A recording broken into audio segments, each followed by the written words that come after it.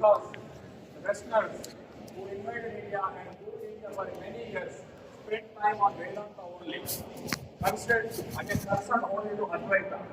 But recently, even Western scholars have developed huge interest in understanding Vedanta from other doctrines of philosophy too.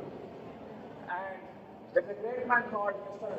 Carman. He has done quite a bit of research on Ramanuja's theology, or Ramanuja's doctrine, to understand what it means and how it relates to the Christian faith in terms of understanding it. Again, he has no intention to criticize it or to convert into it. But Western scholars have been of recent focusing on understanding what Ramanuja's theology is. And many scholars, whether it is right now a great scholar by practice is a Protestant Christian called Mr. Frank Cooney Jr. He conducts classes at Harvard University, and there he has spoken extensively about Ramanujacharya, and he quoted Swami Vivekananda saying that Swami Vivekananda, who is known to be very bold and honest, although his practices may be Advaita predominantly, he has spoken highly of Ramanuja. Swami Vivekananda said, there are great acharyas, Adi Shankaracharya and Ramanujacharya, but he has clearly said, Ramanujacharya has bigger heart than Shankara. Yeah, intellect-wise, Shankara has done tremendous things to the nation, but in comparison to the heart, I am caring for the downtrodden people. Ramanujacharya was the one who played the revolutionary role. Maybe because Shankaracharya lived only for 30 plus years, whereas Ramanujacharya lived for 120 years, walking nook and corner of the country, all the way to the Nepal too, spreading the message of equality. Again, we often hear nowadays that somebody is very compassionate. At the same time, we hear these people are very bold. But it is very rare to find a person who is equally bold and equally compassionate. That was 1,000 years ago. 1,000 years ago itself, Ramanujacharya was brave enough to question the social practices back then.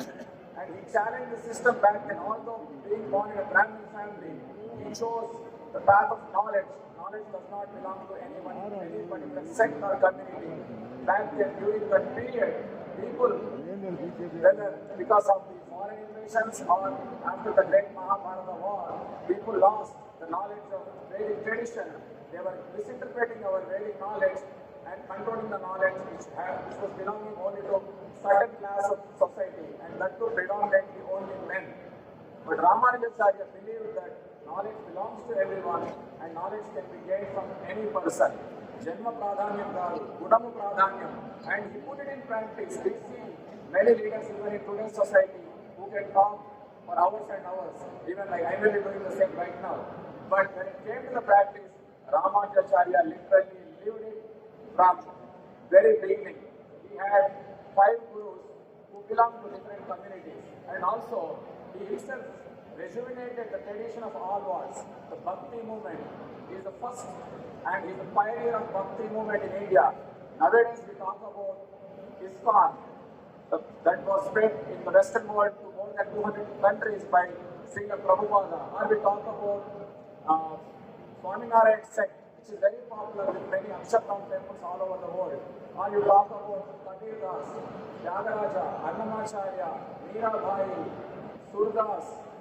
In fact, even Sikhism, Guru Nanak, all of them have been influenced and inspired by Ramanujacharya's teachings only. In fact, even in Karnataka, we all know about great tradition called Basava tradition, where they treat everybody equally. Even the Basava tradition was inspired by Ramanujacharya because he was almost 100 years ahead of Basavanna. Basava tradition later predominantly took over the social element, that we have to uplift the downtrodden, but they gave less importance to the spiritual element. As Ramanujacharya said, social upliftment can only help at the body level. Financial stability or social equality, they can only take us to a body level.